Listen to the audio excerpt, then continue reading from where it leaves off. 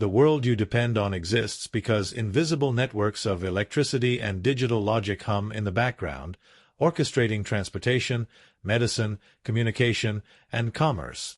You wake up because an alarm clock powered by microelectronics counts time with precision.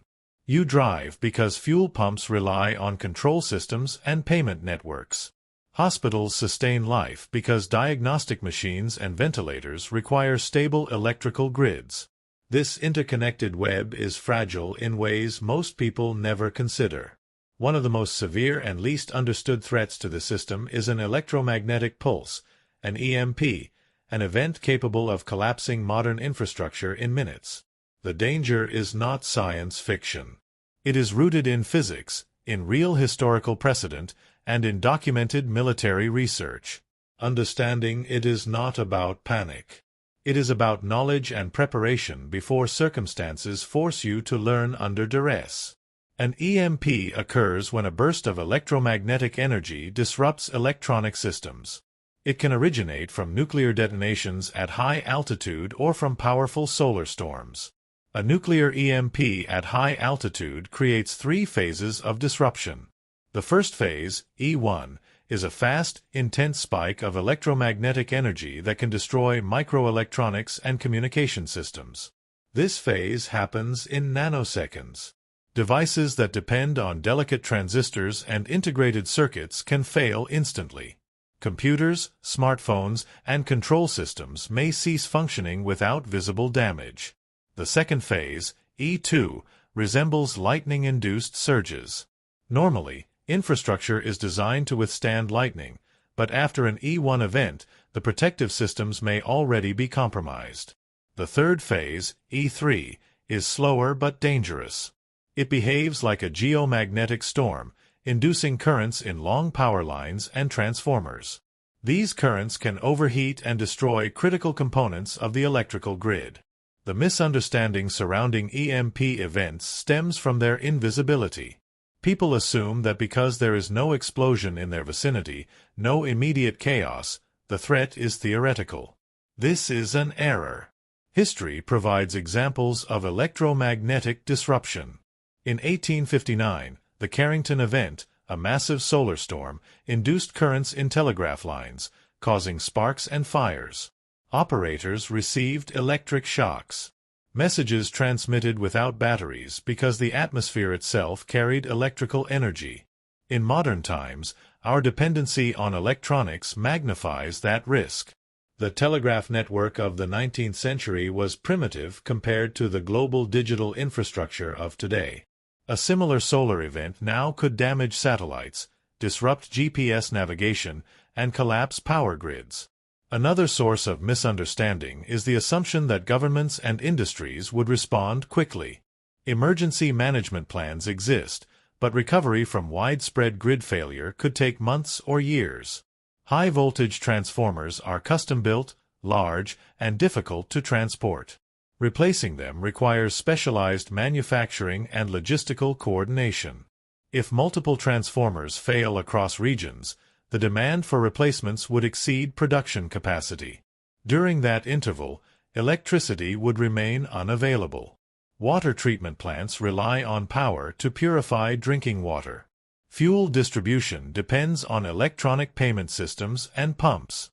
Food supply chains operate on just-in-time logistics, meaning supermarkets carry limited stock. Without electricity and transportation, those systems would deteriorate. The hidden science of EMP resilience involves shielding and redundancy. Electronics can be protected by Faraday cages, conductive enclosures that block electromagnetic fields. A properly constructed metal container with no gaps can shield devices from EMP effects. Military facilities and certain critical infrastructure use such principles. However, consumer devices are not designed with EMP protection in mind.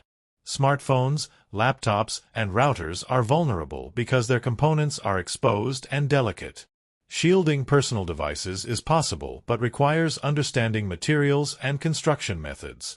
A metal box with a tight seal, lined with insulating material, can function as a basic Faraday cage. The challenge lies in ensuring no conductive gaps exist that could allow energy to penetrate. Evidence of vulnerability comes from testing. Military studies have demonstrated that high-altitude nuclear detonations can produce EMP effects across vast areas. During the Cold War, research revealed that even distant detonations could induce currents in power systems. These findings are not speculative. They are documented in technical reports and scientific analyses.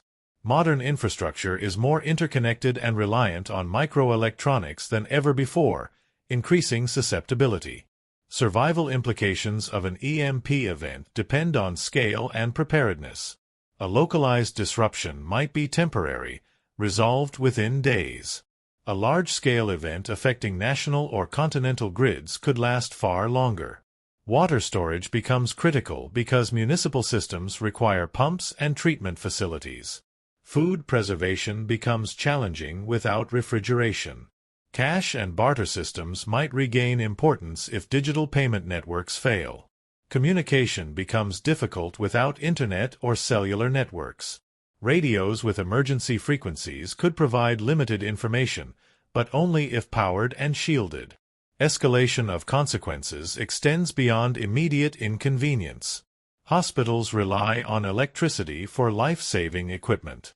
Without backup power, medical procedures would halt. Supply chains for medicine would break down. Refrigerated vaccines and pharmaceuticals could spoil. Transportation networks would stagnate, making it difficult to deliver aid. Social order could strain as communities compete for resources. History shows that societies under stress can experience increased crime and instability. Transitioning from awareness to action requires practical steps. Preparing for EMP risk does not mean abandoning modern life. It means building resilience. Storing non-perishable food and water reserves provides a buffer during emergencies. Learning basic skills such as water purification and first aid increases self-reliance. Protecting critical electronics with shielding solutions can preserve communication tools. Radios with battery power and emergency frequencies offer information access if networks fail. Documenting important information on paper ensures access without digital devices. Critics often dismiss EMP preparedness as excessive. They argue that such events are unlikely or that governments would respond effectively. Probability, however, is not the only metric of risk. Low-probability events with catastrophic consequences warrant consideration. Aviation safety, for example, addresses rare but deadly scenarios through rigorous design and training. EMP preparedness follows similar logic. It is not about predicting disaster but mitigating potential impact. Another criticism involves cost. Preparing for emergencies requires resources. Food storage, water containers, and protective equipment involve expenses. Yet the cost of preparation is small compared to the potential cost of unpreparedness. A few weeks of stored supplies can bridge gaps during disruptions. Shielding critical devices requires basic materials and understanding. Knowledge itself is a powerful form of preparedness. Scientific analysis emphasizes that EMP events are neither mythical nor inevitable. They represent a category of risk rooted in physics and infrastructure dependency.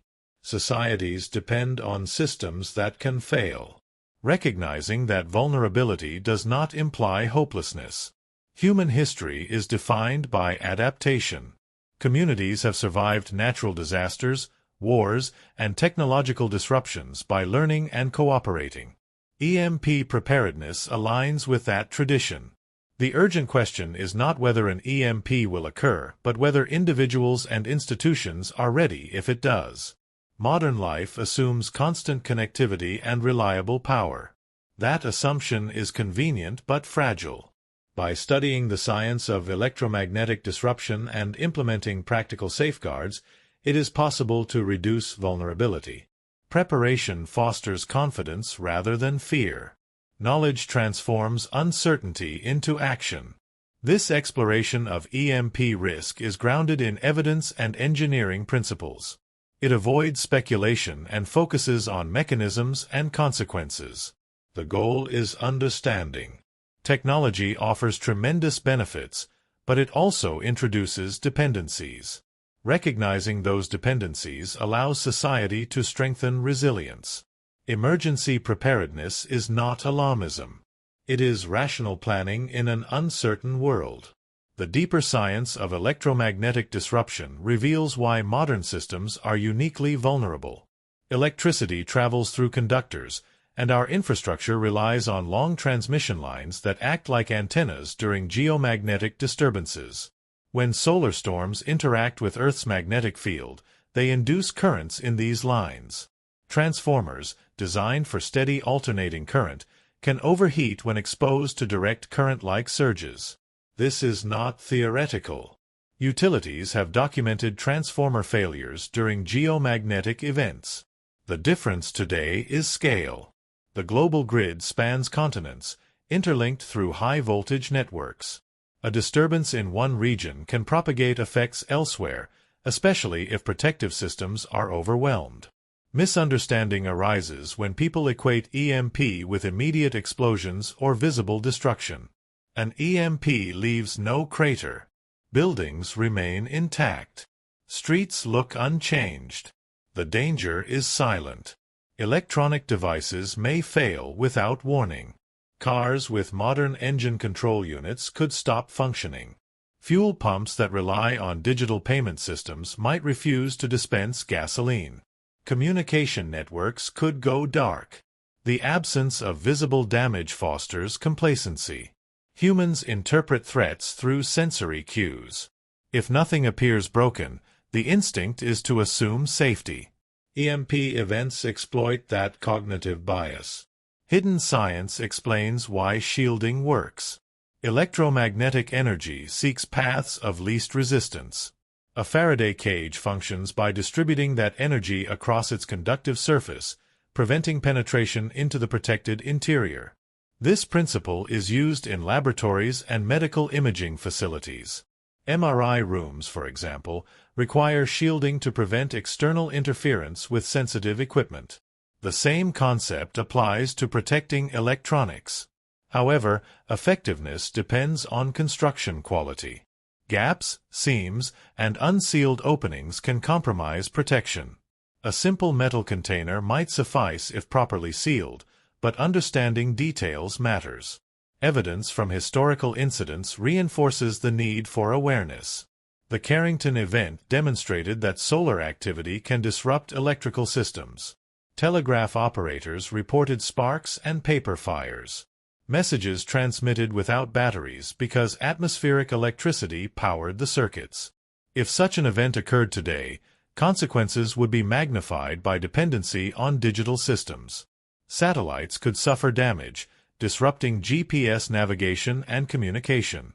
Aviation relies on satellite guidance and digital coordination. Disruptions could affect transportation safety. Survival implications extend beyond infrastructure. Human society depends on coordinated systems for food, water, and healthcare. Grocery stores operate on just-in-time inventory models. Shelves are restocked frequently because warehouses and logistics networks ensure continuous supply. If transportation halts, stores may deplete stock within days. Water treatment plants require electricity to pump and purify water. Without power, municipal water supplies could become unsafe. Individual